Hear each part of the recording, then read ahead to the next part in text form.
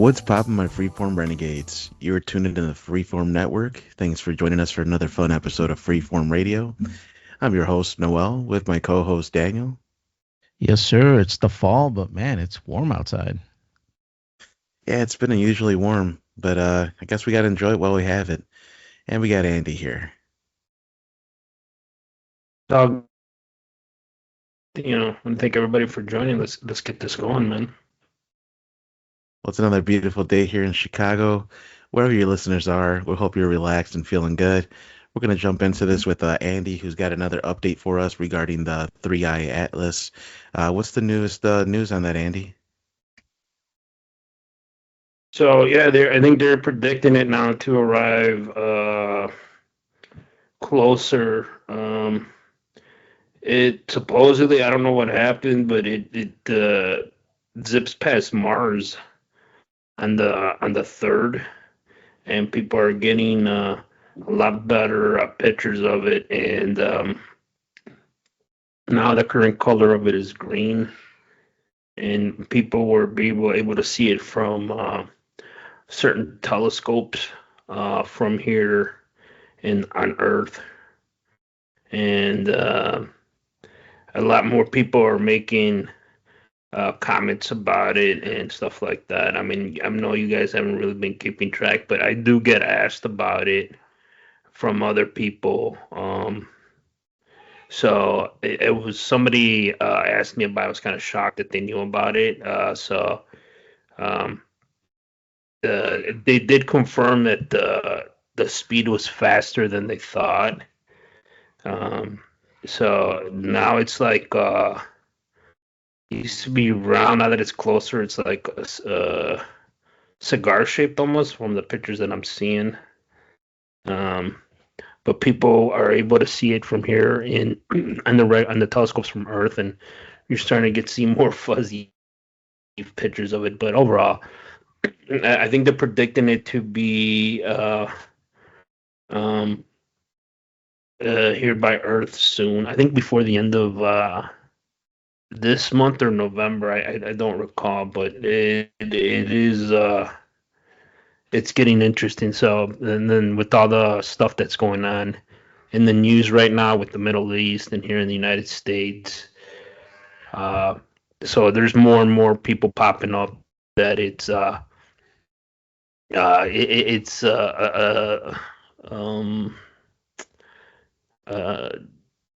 something to put out there to distract a distraction. That's what I wanted to use to get some other real agendas put in and stuff like that. But it zipped past Mars at a faster speed than initially they thought, and more and more people are starting to see it here from their telescopes here on Earth, and you're starting to see pictures of it. And there was a picture that was released, I think, earlier in the week with a little bit more detail. Now, one of them had it looked like it had like an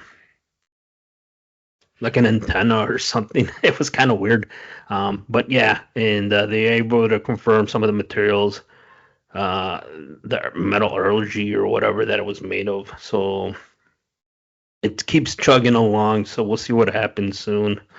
Um, and people are, I mean, and the X that thread community, they're on edge, and stuff pops up from some, not the mainstream, but some of the websites make comments, and stuff from NASA leaks out, and there's a lot more stuff coming out. So it's gonna be interesting to see what happens in the coming months. I mean, have you guys kept anything besides what I say about it on the podcast? Nah, unfortunately, man. It's like you said, it's kind of a distraction. I do have like certain algorithm things that like on Instagram or on YouTube, things will pop up that's what you would call more conspiracy theory related or just like interesting science stuff.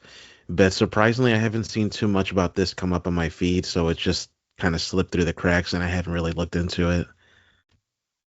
Yeah. To me, I have spoken to a few coworkers about it because some people are aware of it. But it was curious to see that how many people do not even know anything about this. I wonder what like the science community has to say about it, like Neil deGrasse, stuff like that. Like what are those guys saying about this thing? I'm sure they're on YouTube or on their social media kind of posting up what this is all about Yeah, or I what think their theories are. he has made a comment about it, but it wasn't like yes, it's this or that. He was just like, I gotta look it up. It was a while back because NASA has some NASA scientists have come out and some Harvard people have come out and they're talking about it. They're not sure what it is. And then they just had that meeting with the generals. I know people are just like, oh, they want us to shave our beards and get into shape. But who knows what else they talked about on that one. To think about it, like with all this stuff going on here in the U.S. and then the Middle East, they had this generals and top military brass meeting in Quantico earlier in the week, and all that came out of that is like he told them to get in shape and be more shave their beards and stuff like this, and that's all the news talked about. I'm pretty sure there was a bunch of other stuff talked about that no one is reporting. That's all that came out of that. So um, that's pretty interesting. What's going on right now, and that's how they're like, oh, they want us to shave our beards and get rid of our nails or something, right? And I'm like, that's what you guys got out of that meeting. Uh, all the fucking generals and the armed forces and admirals and top military brass, they want them to shave and get into shape and get rid of their nail polish. Like what like nah. I don't think that could be put out in a memo or an email, not in this fucking closed or this meeting, So like I said, maybe it is a distraction or something else is going on, or we'll see what happens. I'll keep everybody up to date. To me, it's probably knowing how everything is. It's probably going to be very limited where it's comet or nobody's going to talk about it like they always do, and they just stop talking about it like the drones from a couple of months ago, and now you see those drones are being seen in somewhere in Eastern Europe, and now they're saying that oh those are Russian drones and stuff like that, but you didn't hear that shit when there was going on here in the U.S. Oh, those are Russian drones, but now when they're in Europe, it's Russian. So um, we'll see what happens, man. Yeah, And then curious to see that it's coming up in other places now. Yeah. yeah, it's coming up in Europe, because yeah. So who knows? To me, it's like, well, are we getting for some type of war? Maybe it is what it is. People will now these things pop up over there, so we'll see. But yeah, like I said, there's a lot of stuff going on in the world. So I'll keep you up to date. I'll try to keep track of it. But like I said, more and more people do talk about it, and I'm starting to be shocked with some people who bring it up because I wouldn't figure them for them type of not conspiracy, but they keep track of what I'm gonna call it alternative news. So we'll see. And then the other thing, I'm gonna lighten it up here. I don't know about you, but I know the NFL and even college football, with all these international games, I'm starting to. As we're doing this recording, there's a game on right now that started about 2 hours ago, 3 hours ago, and it's still going on. And I'm getting kind of sick of it, to be honest with you. I don't know what your thoughts, Dan or Noel, but I feel like they should concentrate more on our side in North America, on our hemisphere, North and South America. But they're focused on like Europe right now. I think there was a game in, was it Ireland or Germany last week? Now they're in London, and there's another game next week in London. I guess it's getting popular over there, but I don't know why wouldn't they have a game in Canada? They have games in Mexico. They had games in Brazil, which it's on our hemisphere, but I don't. I don't know. It's just like I'm getting kind of, I guess the word I want to use is annoyed with it. I feel like it's bringing no value, and they always have like these super fans are like, oh, we love, whatever team that they watch over there. I'm not saying they don't watch them, but I don't think it's popular as the NFL claims it to be overseas. So Have you guys have any thoughts on that, or do you even watch? I mean, I think the Bears had an international game last year, and that was just like early in the morning. It was weird. I didn't like it. What are you guys' thoughts on it? Yeah, I don't know what the score is, but at church they actually announced that the Browns were winning at the time of church. For the Bears one, No, or for for the twin today? the one that's playing today. I don't know who the Browns are playing, It's but the Minnesota. Minnesota. Okay, yeah, that's right. Yeah. Yeah, the pastor's a Browns fan. He grew up in Ohio. So he's just like, hey man, Jesus is alive. He's over there with the Browns, and he made like a joke out of it. Um, but yeah, I know that these last few weeks there's been a lot of international games, and it's business, man. NFL wants to spread out. Maybe they feel like they've saturated the U.S. and that there's nowhere else to really grow. They're starting this flag Yes. football thing for women, so they're trying to entice women into the sports in the U.S. But they've always had a reach out for international, and it's about money. It's about more exposure, getting bigger footprint, and just being out there.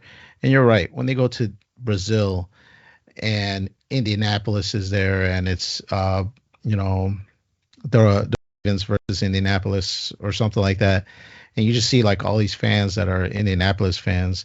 Well, it's that they're giving them swag or they're offering them for a buck or I don't know what they do, but I doubt that there's a big resurgence of indie fans in Brazil or whatever it is. So yeah, it's just the NFL trying to make more money. Yeah, I think they maxed out their market share here in the U.S. and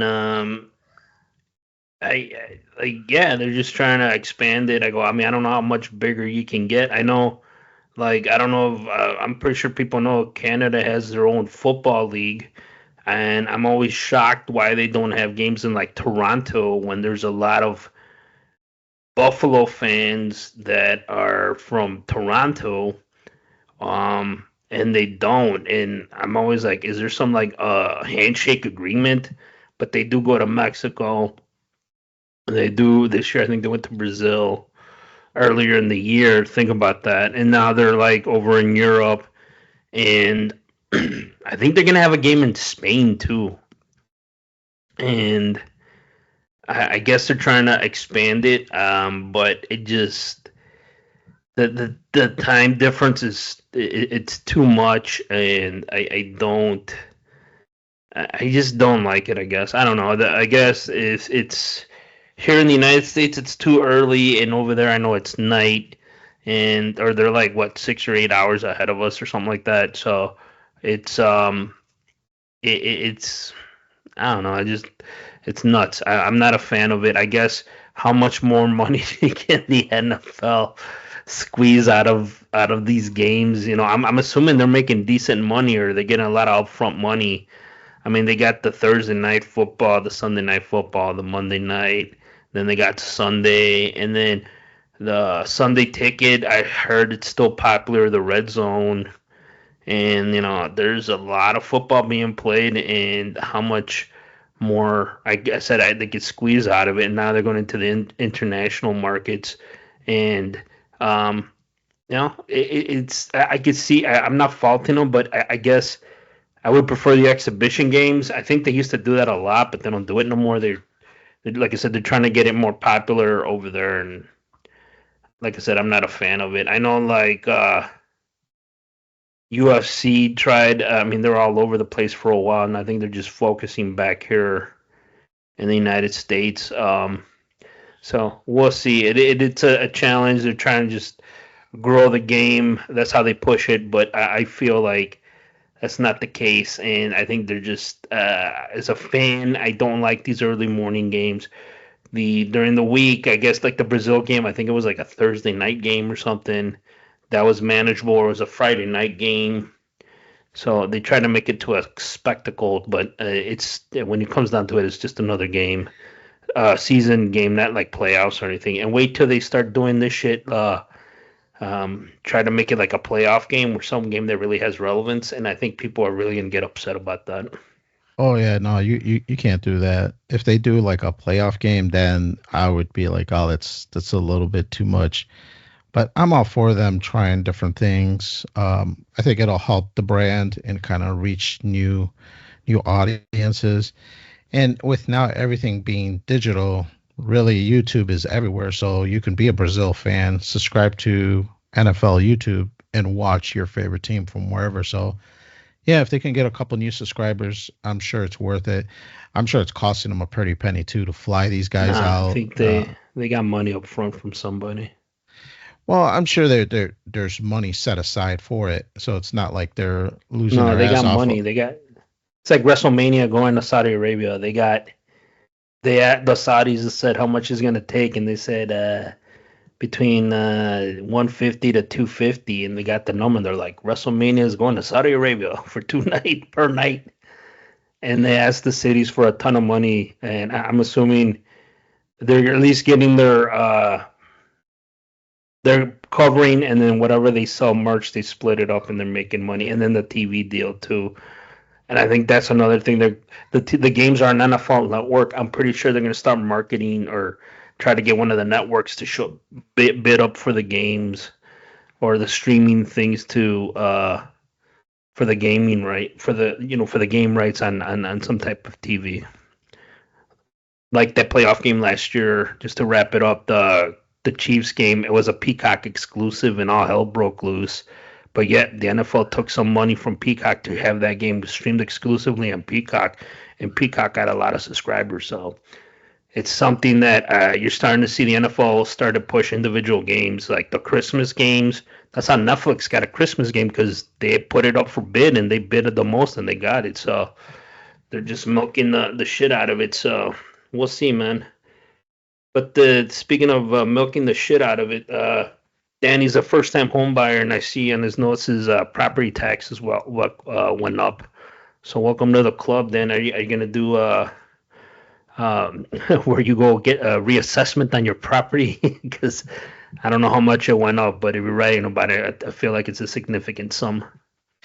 It didn't go up that much. I mean, I know some people end up doing the option to pay the extra one lump sum so that your payment stays roughly about what it was previously.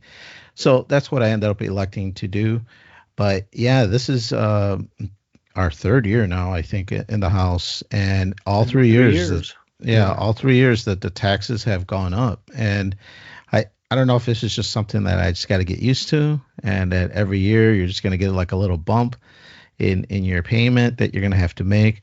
But yeah, this time it went up a little bit more than the other 2 years. But yeah, just elected to pay the one lump sum. I know you've lived in a couple different places, Andy. Is this something that I just need to get accustomed to just dealing with tax increases every year? So the tax increases per the county is every 3 years.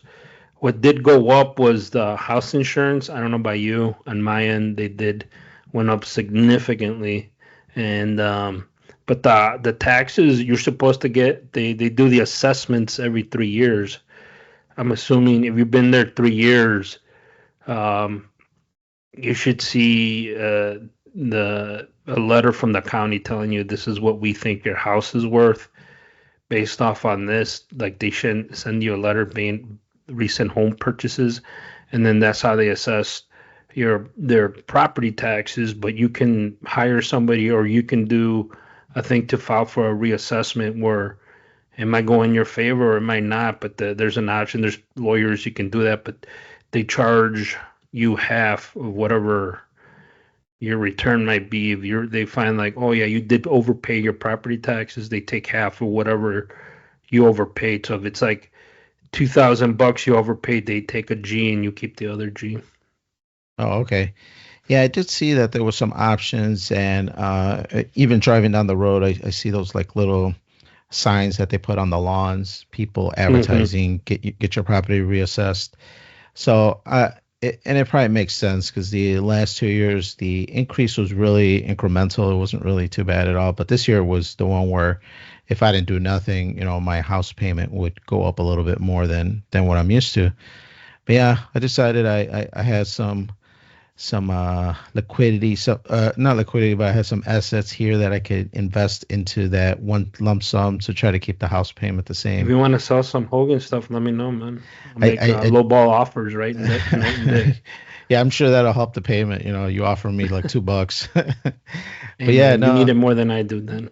for sure, man. But yeah, the house taxes go up. I think this is just like everything else. You can't stop it, so you just have to get used to it. I know there's been conversations about reducing home property tax, and it was some stuff that during the presidency, the election, there was some people talking about it. I don't see how that would work, eliminating Nah. property tax.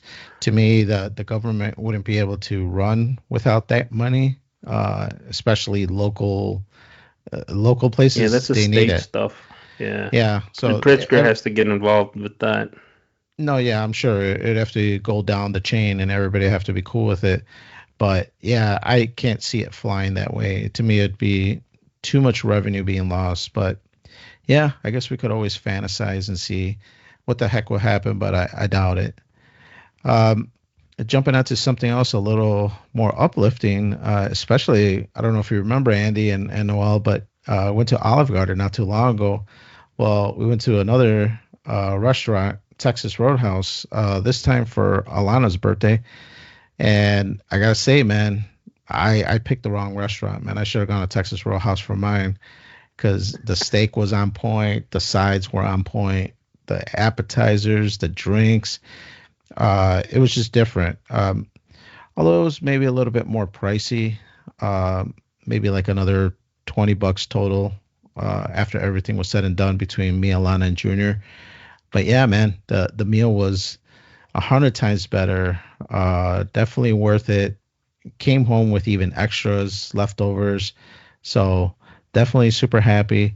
I don't think I've ever heard, Noel. Have you ever been to Texas Roadhouse? No, actually, I'm trying to think about like I didn't even hear about this place. I didn't even know this existed. Oh yeah, man. This is like an Outback kind of place, Longhorn type of spot, and it's really cool, man. They typically play like country music when you're there, and when you walk first in out of the waiting room, they offer you the option to pick out your own steak. So usually they have like a wall or a display, and they show like fresh steaks that they have there, and then it's your if you want to, you can pick the steak that you want, or you could just go to your table and just order steaks there, and they'll pick whatever one they want to pick for you. But yeah, it's pretty neat. They offer the bread is a little unique. It's like this cinnamon butter dip that Yeah, yeast Junior rolls. was that. They're yeast bread or rolls. That's Oh, what they call oh, them. oh, that's the difference. Yeah, I didn't know what the bread was made out of, but Yeah. yeah, it does have like a slightly different taste. But yeah, the bread is like Andy said, yeast, but the butter and the cinnamon in the Mm-hmm. butter is like the Sweet. big thing. Yeah. Yeah, that Alana and Junior like.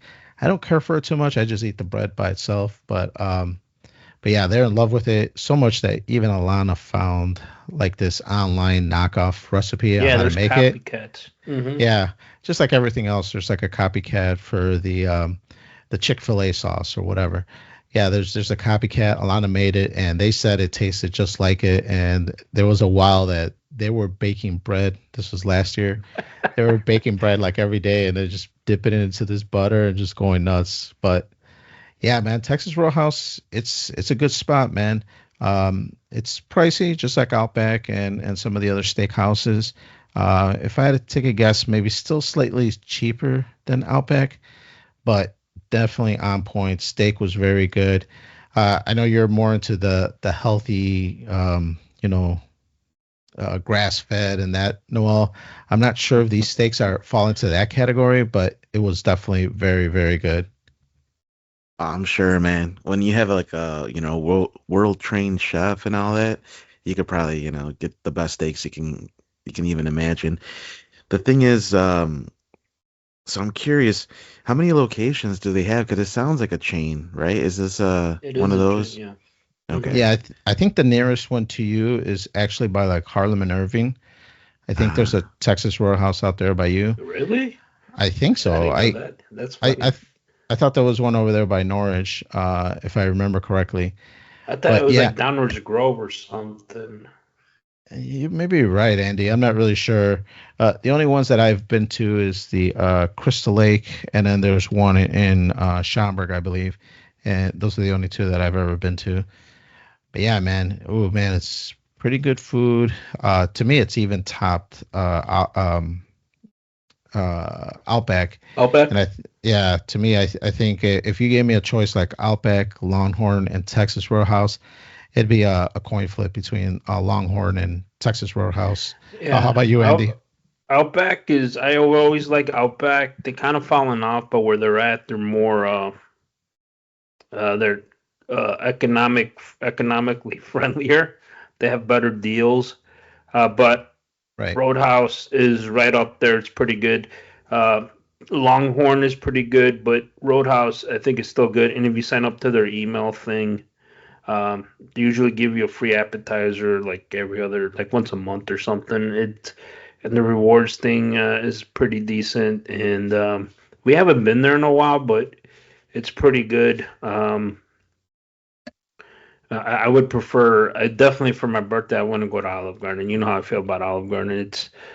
It's gone downhill quickly, in my opinion. But I mean, they're still okay. I would have gone to Outback, to be honest with you, because they have better deals and they have their own beer now. So, but other than that, I would even gone to, the Roadhouse in Crystal Lake. There's that Village Square that next to it. That's pretty decent too. It's kind of pricey though, but I think on weekends they have prime rib. So and I've had that and it's pretty good. Yeah, and I just Googled it, Andy. You're right. There isn't one in Norwich. It looks like the closest one to you, Noel, would be maybe Bloomingdale. And Bloomingdale, and like Andy said, Mount Prospect is the other one that's probably the closest to you. Oh yeah, I'd probably try the Bloomingdale, I think. I've been wanting to try this steak. They call it the Tom and Jerry steak. Have you guys heard of that? Yeah. Really? What is that? Like the one that you would see in round eye, the bone in the middle. Yeah. Yeah, it's like supposedly a mixture of different just like it's got like different from where they cut it from is like different muscle groups or whatever. Oh yeah. I don't know how to describe it. I'm not a connoisseur of meats and stuff, but I was looking into it and supposedly like it's a really flavorful steak, and I've been wanting to try that. Yeah, I've been. Yeah, my dad used to buy it when I was a kid, but he would throw it in the oven. We wouldn't grill it.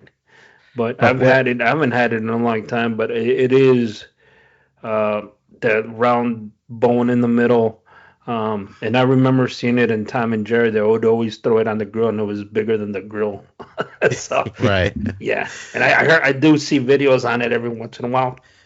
Yeah, I heard people are making it popular again. Yeah, I heard you don't grill it, or at least you could sear it, but you actually do put it in the oven, and it's like really tender. It's like more like a brisket kind of thing. Interesting. It's a different cut, and like I said, it was. If you don't cook it right, it could get kind of tough. But I think that's why my dad put it in the oven. What do I tell the guy at Jimenez? What kind of cut of meat do I want, Andy? I don't know, dude. Yeah. I don't know. Tom and Jerry cut, I guess. El Tomasi. How do you say Jerry? Gerardo, yeah. But yeah, no, man. You have to try it out, Noel. It's definitely a good spot to go check out at least once, if not just for the bread, according to Alana and Junior. But yeah, man, Texas Roadhouse, good spot to go. Last quick thing I want to talk about. I just finished this morning Assassin's Creed Syndicate. This is a game that came out in 2015, so it came out a minute ago. It came out with a lot of problems. Came out really close to I forget the other game that was kind of close to this one, but it gave it its stink because that other game was totally broken. You couldn't even play it really. And Syndicate also had a fair amount of issues as well. Unity was the other game. So Unity came out really terrible, really bad. And Syndicate came out with a few of its own. but Syndicate was definitely more playable. Well, they recently, within like the last 2 years, 3 years, they came out with the PlayStation 5 patch, which allegedly fixed a lot of the things. So when I saw it go on sale for like $10 a few months ago, I ended up picking it up, and I finally got a chance to play it. Played it. Pretty long game, just like every other Assassin's Creed. It's got like a million collectibles. You have to pick up like 100 different notes and glitches and find these landmarks, and it's just a bunch of collectathon stuff. But I finally beat the game, collected the majority. There was a few that I could not find. I even started like using guides to try to find some of these last collectibles that I needed. But I just couldn't do it anymore, man. I went far enough. I felt like I got enough of the game that I was just like, that's it, man. I've beat it. I'm going on to the next one. So yeah, finally finished it this morning. A lot of famous characters were in the game that I wasn't really anticipating. Charles Darwin, Charles Dickinson was in it. Darwin. The Winston fuck? Churchill was in it. Nice. Queen Victoria. I mean, because it's like a London piece from back in the day from 1868. So this is really an older history piece, and you could hear it by the way they speak. They speak more like London, the King's English, stuff like that. But very cool story. It follows these twins, a boy and a girl, that they're twins and they're assassins, and they go on to try to liberate London because it's under the oppressive Templars are taking over. So pretty good storyline along which most Assassin's Creeds are. Kind of follows the old footprint, not the new big open world footprint that these newer Assassin's Creeds are.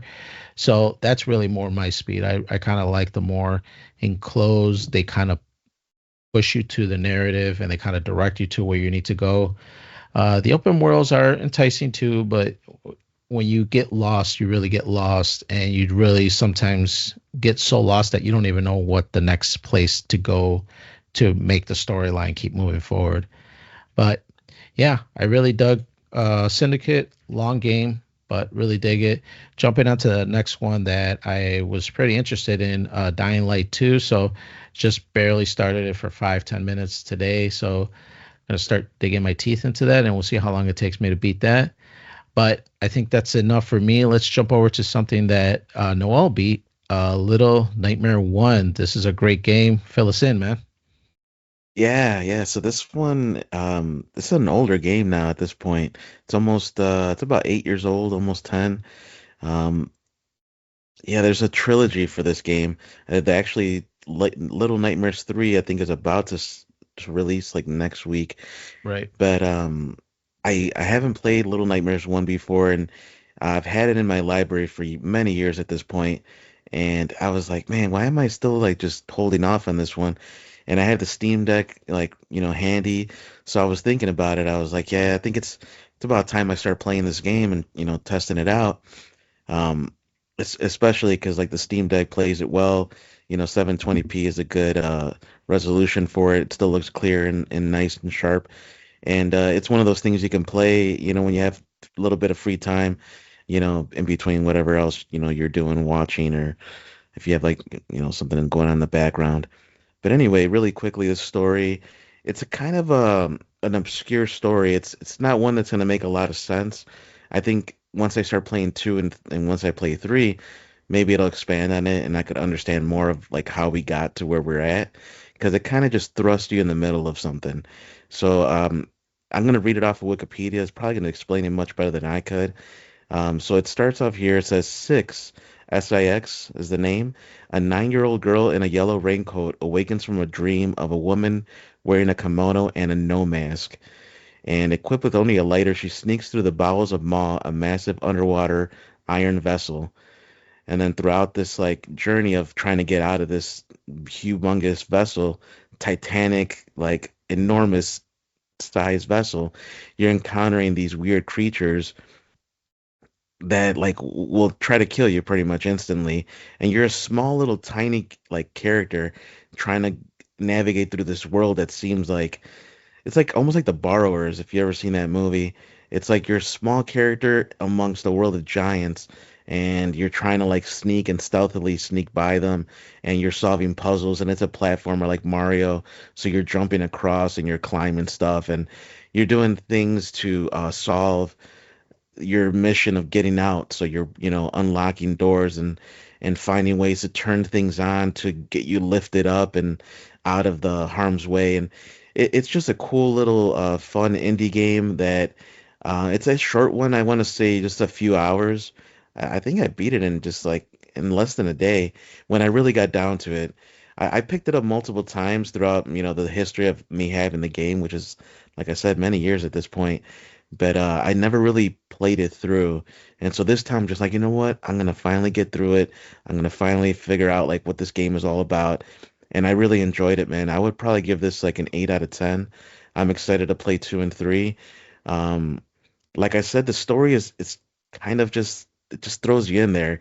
I can't really explain it. It's just, but it has a cool like horror vibe with like a really dreadful ambiance. Like the creatures that you're around and you're trying to escape, it really gives you the sense of tension and like you're on the verge of being always being like losing your life and like being eaten and all that. So it's a really cool, creepy vibe that they built with this game, and I'm excited to play 2 and 3. But yeah, have you played this one, right, Daniel? Yeah, I've played part one and part two. Really excited about part three coming out.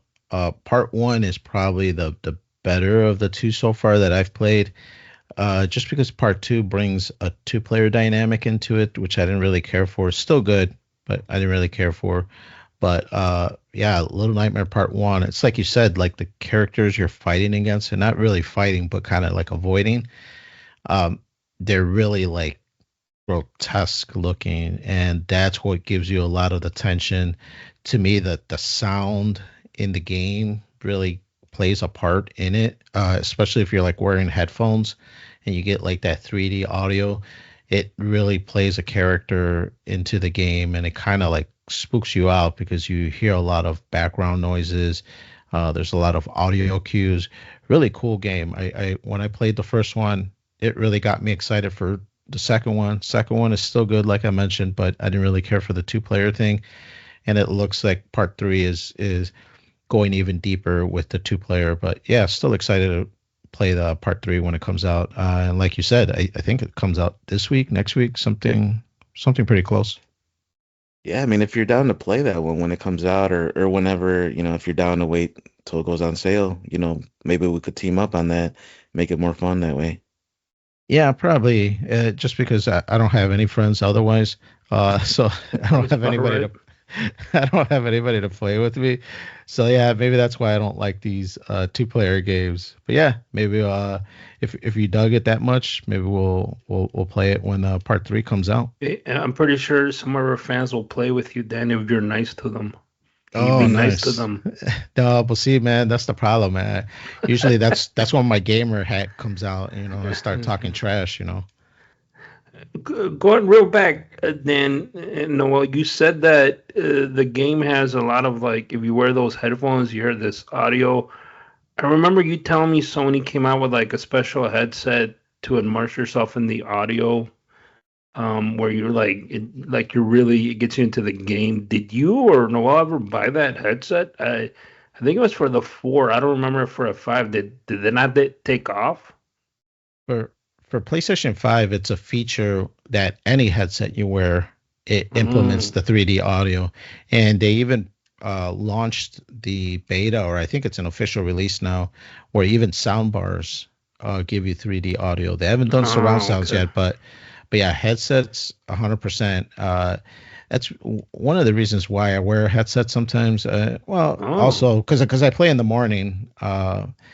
Usually before everybody's up. So, usually I want to make a lot of noise, but it really makes a difference, not only for games that you need to hear where the other characters are around you, but scary games like that. There's also that Hellblade, I think is the name of it, that Suena something. Oh yeah. That's an awesome game with headphones because the she has an inner monologue because the lady's going crazy, and the inner monologue sounds like whispers in your headphones, and it's like talking to you like you're hearing yourself in your own voice, It's kind of creepy. talk. Yeah, it's really creepy. It like talks you into the total opposite. So the characters on the screen will be like, hey, we need to go venture over there to go find out the stone that we need to open this door. And in the headphones, he's like, don't believe him. He just wants to kill you. He's gonna steal it from you when you get the stone. And it just starts talking to you like it's like an inner monologue, like you're going crazy. And it really adds to the game. Yeah, dude. Yeah, headphones really does make a difference. Ismail's also told me like it's worth investing in some like good headset for that. Yeah, no, but luckily PlayStation 5 does a good job of the 3D audio. So yeah, any 3D, as long as it's wired, not wireless, you get 3D audio and it makes a difference. And you plug that into the controller? Yeah, usually I plug it into the bottom port, so I just use that 3.5 connector. Uh, Usually, almost for sure during the morning, and then even if the game is like really immersive, then I'll even play it during like regular hours. Like if Alana's doing something on her phone or doing something on her computer, I'll boot up the PlayStation while she's doing whatever she's doing, and I'll put on my headphones just so I can stay immersed into the game and I don't have to crank up the surround sound. But yeah, no, it's awesome. Sweet, dude. Yeah, have you ever heard of this game, Andy? Little Nightmares?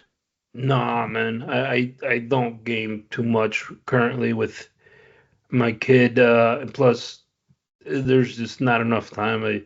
It's if I'm not watching football, I'm watching Baseball. some like quick game or some shit. So or watching the Cubs lose or something. But other than that, yeah, the gaming is getting harder and harder for me. And I do got some games, but if I do play, it's like retro shit. I saw the Yeah. commercial for the new Battlefield. It looked kind Oh, of yeah. cool, but I'm just thinking like I don't want to be playing those type of games in front of my 3-year-old, you know? No, that makes sense. Yeah, no, to be honest, I don't really get around to playing too many games as much as I'd like, but I'm starting to get back into it. I'm actually going to be playing Borderlands 2 and Prototype. Those are just some of the games I have lined up to play now. So, It, if I really want to game, I'll watch fucking videos of people gaming. That's where I'm at the station in my life. So I'm like, I want to see this like some retro game or something old, and I see people playing it. I'm like, oh, okay. you know, And I'll watch until I get bored. some games are great like that, especially if it's a cinematic game where Yeah. there's a lot of cutscenes and stuff. It actually blends really well to just watching it versus playing it. But well, let's switch it up real quick. Instead of games, switch it up to something that I watched. And I know you've seen this, Andy, so let's get into this one. I finally got around to watching Left Behind, the Kirk Cameron version. Oh, The the good one. yeah, dude, I actually liked it, dude. I Yeah, it's actually liked good. it. And I was surprised. I was like, okay, I thought it was gonna be like a B movie, low budget. And while it is, It's an technically low independent, budget, yes. yeah, Yeah. it's in an indie movie. It has its charm, man, and it's actually well done. The acting, especially Kirk Cameron's, was really, really well done. I believed him as that character, right? And the Buck. explosions and stuff, and Yeah. I was surprised. I was like, dang, okay, they got a decent amount of money to put into this. Like, I see like freaking explosions in Israel. I see car bombings and all sorts of stuff. So it kind of surprised me, is what I'm trying to say. I wasn't expecting it to play out the way it did, and it got me excited to watch the next two. And I also heard Kevin Sorbo is working on the sequel to his, because he did the Antichrist Rises or something like that, Yeah. and now Hmm. they're gonna do the Tribulation one supposedly. So, but I'm gonna watch the Tribulation one next. That's the second one of this series, the Kirk Cameron one. So that'll be the next one I watch. But yeah, man, I actually liked it, dude. And have you seen this one, Daniel? I saw little bits in pieces, but I've never seen the whole thing. I know we talked about it like the last podcast or the podcast before, but no, I've never seen it. I see it's free on Tubi and Pluto, so maybe I'll just get around and watch it. Like I mentioned, I watched it when it came out, like back in the early 2000s. But yeah, it's been a while. I'm shocked they haven't.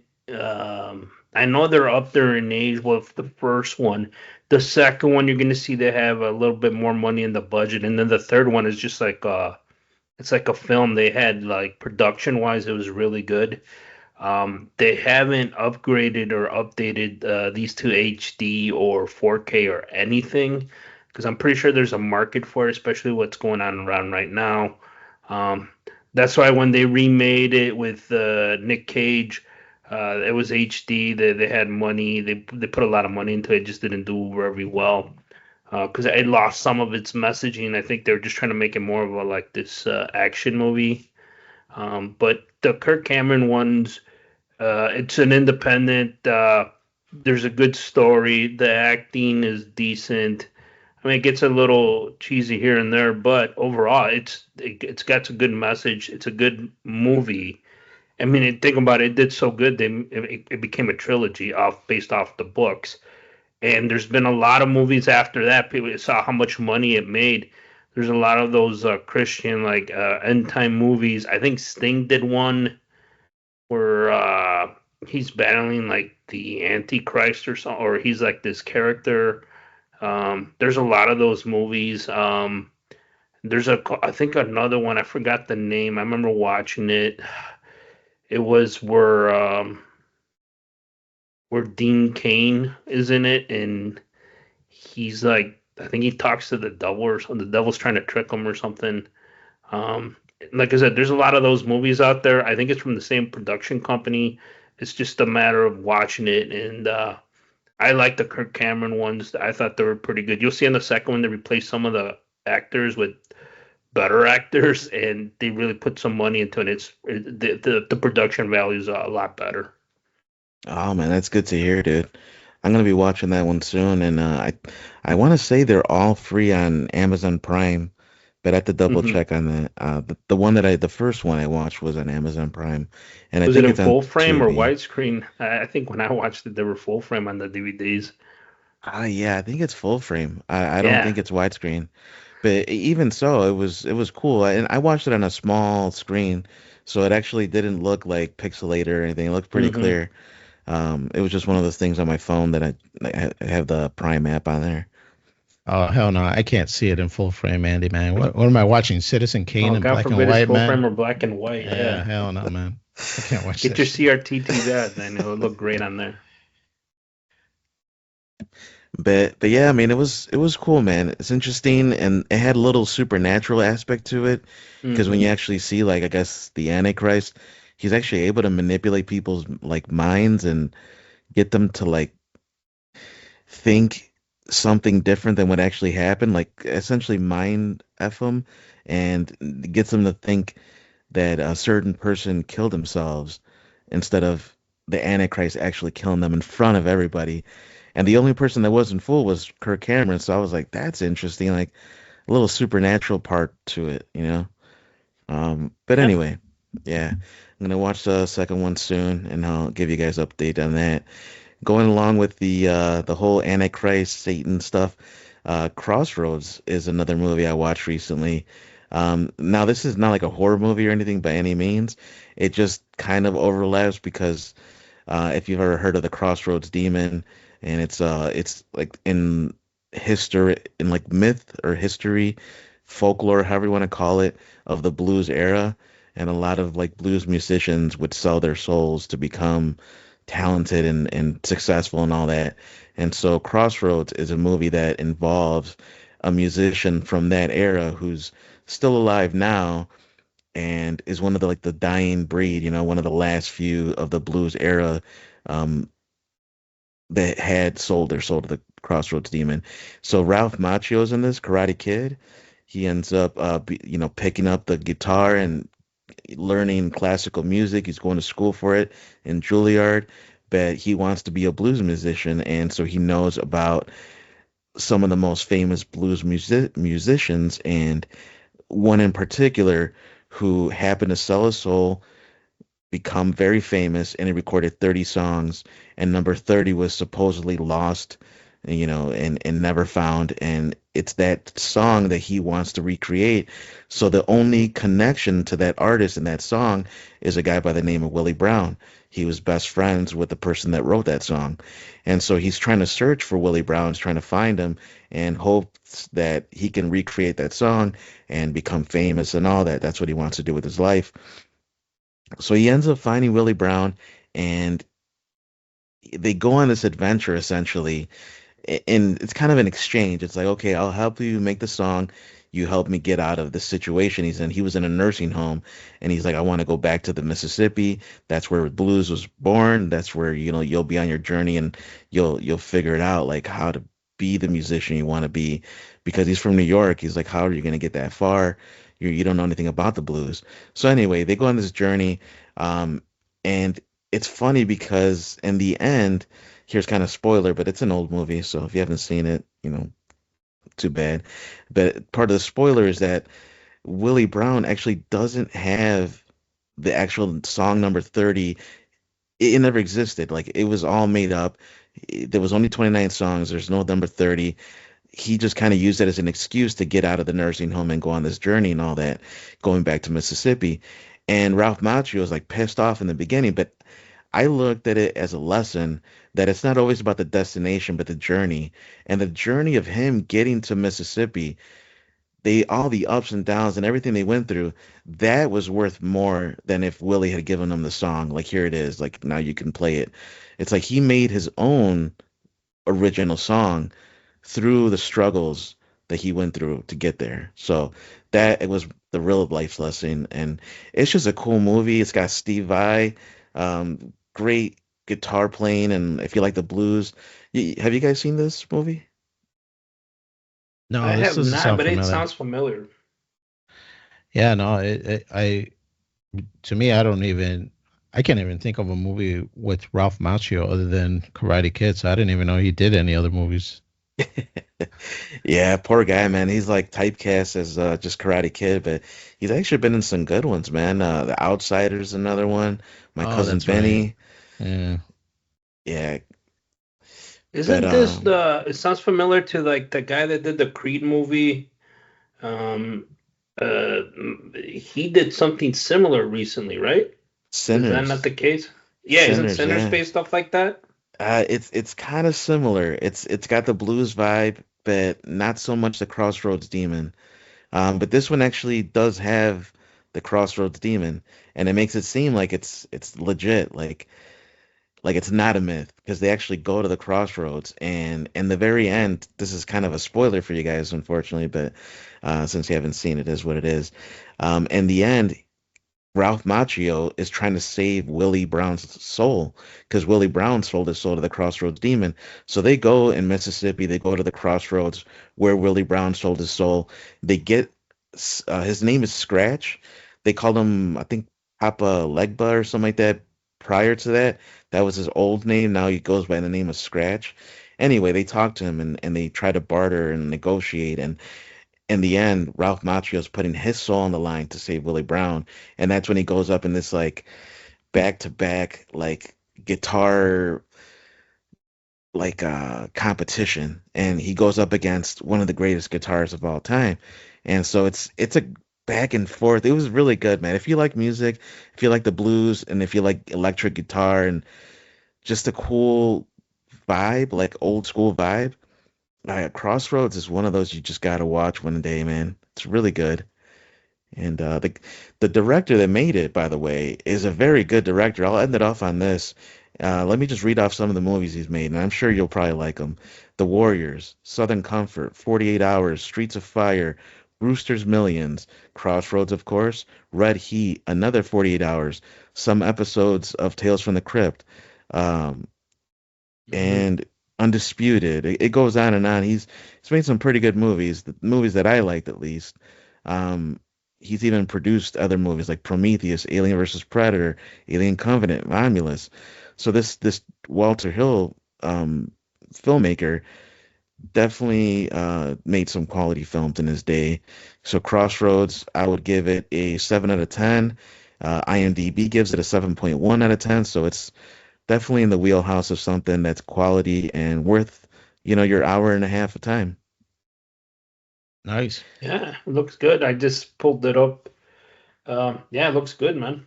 And then I pulled up some trailers who the movie's based on, Robert Johnson, and there's a Netflix documentary like trying to see if he really sold his soul and all this stuff. Yeah, man. It's a cool movie. And it's just like a journey. So there's a lot of stuff that happens and some cool characters and interesting situations they get involved in. With a good ending. I like the ending. It was a happy ending. But it's got its moments of darkness and like realism and living on the road and just barely scraping by and trying to avoid like threats and danger and on the road in the 80s, right? Or 70s 80s era. Hmm. But anyway, that's enough for that. I think we got to get into the article of the week.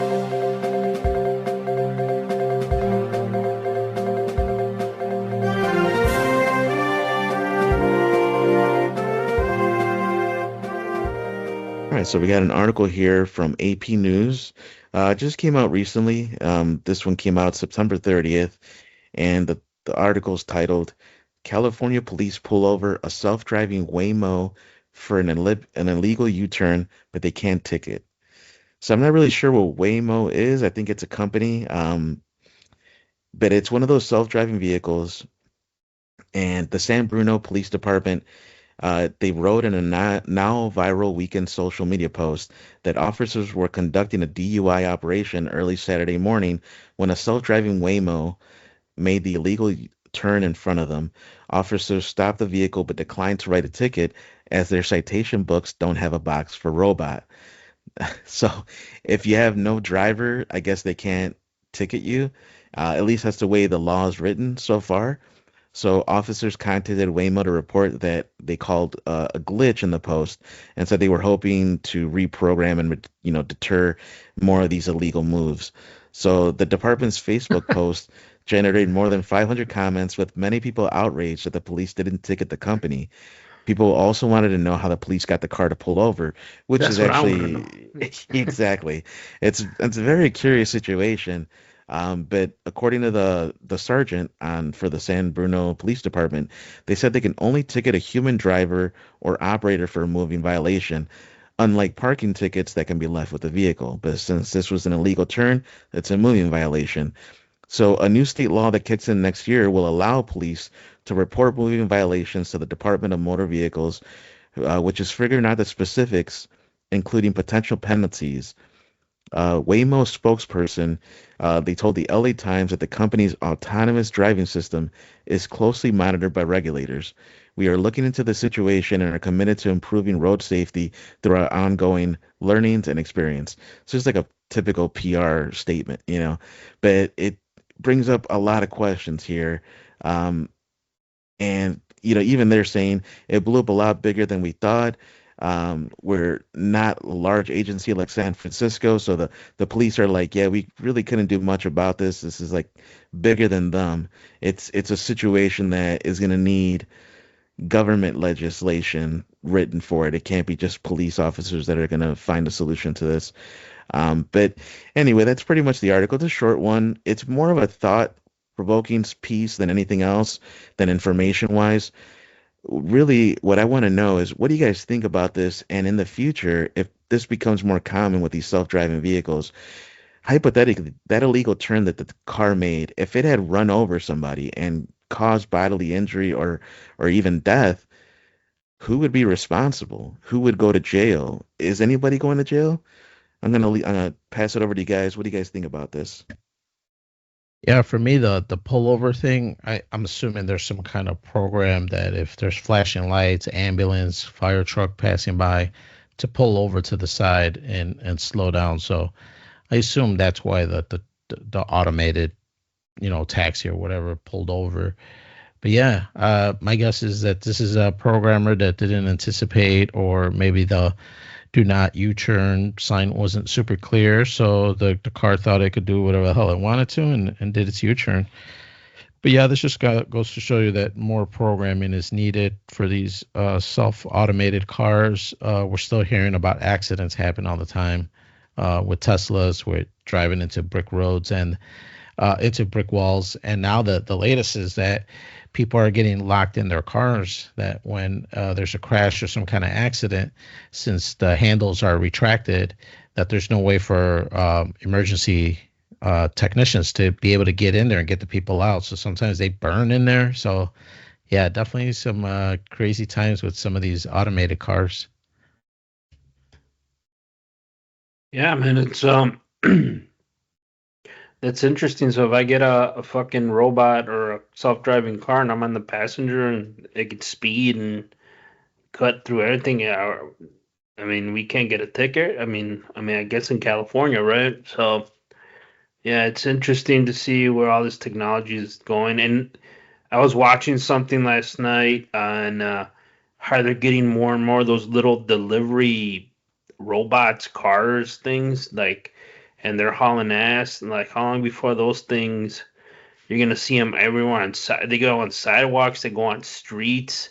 Before those fucking things start getting run over and causing accidents, like who's gonna pay for like the liability issue?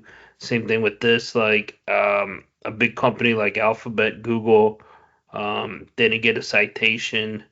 They just let the car go. So I mean, they have to have some type of liability if something bad was to happen.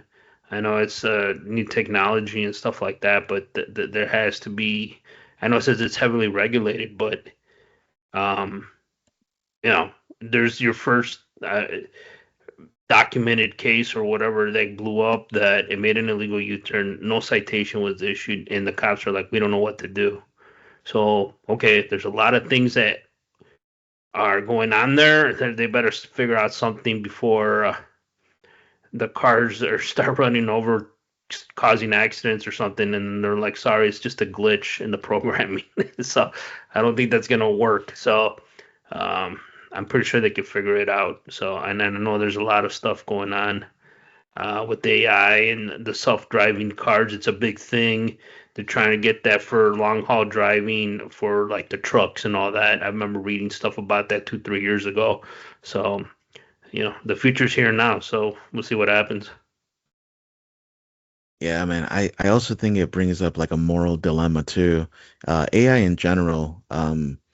So I've seen like there's gonna be AI like surgeries, AI, just all sorts of things, right? AI is gonna be everywhere.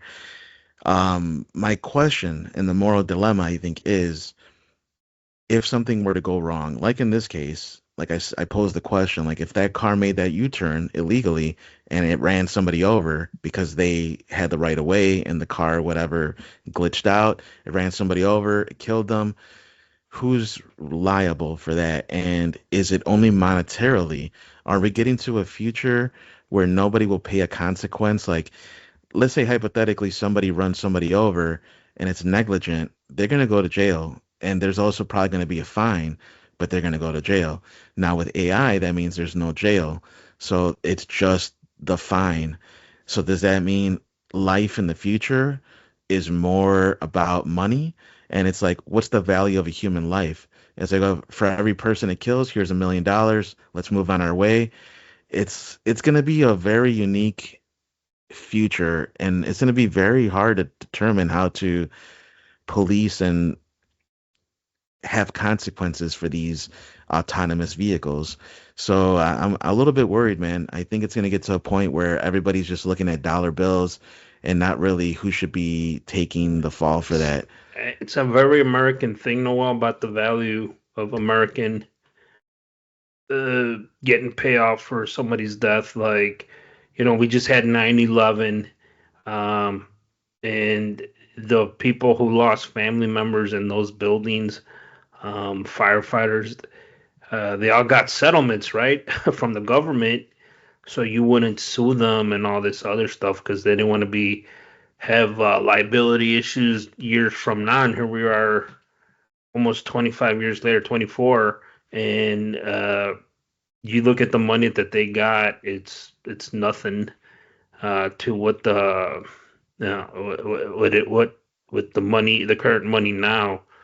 But they do that to cover their ass, and they don't want to. They're just trying to wrap it up to stop litigation in the future. And it's going to happen quick here, but you're probably right. Something is going to happen probably in the next couple of years, and then we're going to see how the courts handle it, and then they're going to start pushing for laws or something like caps and on on what the payouts is going to be on when somebody gets hurt or possibly it becomes fatal. Yeah, I'm thinking as the years go by, it'll get tightened up a little bit more. Hopefully, between now and then, nobody gets killed, like Noel mentioned. I mean, my personal opinion is they shouldn't even have these autonomous self-driving cars.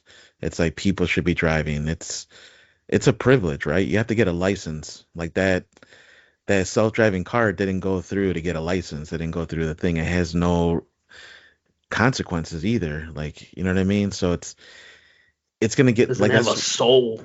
Yeah, essentially, like it shouldn't be in charge of that. Because this is like I'm thinking about globally and I'm thinking about future wise, not thinking about next 5 years. I'm thinking about in the next 50 years. And if that's like, it's just going to keep growing and growing. Once you get self-driving cars, it's going to be like a smartphone. They didn't stop at Apple 1. Where are we at now? Apple, whatever the hell it is. And it's just going to keep going. It's going to be the self-driving vehicle 3000. And it's going to be, everyone has these vehicles, like a Civic. And it's super cheap and everybody's got it. And like, what if, I don't know, man. It's just, it can get really hairy and it could be a lot of bad stuff that until happens. the robots kick in, dude. Like, and then they start saying they have rights and all this shit. It's gonna get cookie. So we'll see what happens, man. Yeah, for sure. The future is unknown, Andy. Man, you know who knows Kirk Cameron way? Watch the movie. Yeah, JC knows too. Yeah. JC, yeah, he knows. But you know what? We know time's up, everybody. We want to thank you for listening. Remember, you can follow Freeform Network on Facebook and X at Freeform Network. Send your questions and suggestions to ffnquestions@gmail.com. Let us know what do you think about this AI stuff, the self-driving cars, Noel's concerns about people getting harmed. Let us know your thoughts or solutions at ffnquestions@gmail.com. Don't forget to check out our webpage, freeformnetwork.podbean.com. There we have all our older episodes. You could click and listen to them, and plus it has links to our other application. Wherever you listen to your podcast, there's links to them on there on those apps. And let us know however you listen, subscribe and hit that like button. For Freeform Radio, we got Danny. Yes, sir. No Bears today, but I gotta see what I could do. I'm sure I'll watch some football. We got Noel. Thank you for joining us again, everybody. I think I'm gonna go make some double cheeseburgers and try to find something to watch. Nice. And then it's all good, Andy. We want to thank you guys for listening, and then we'll catch you next time, and we're out.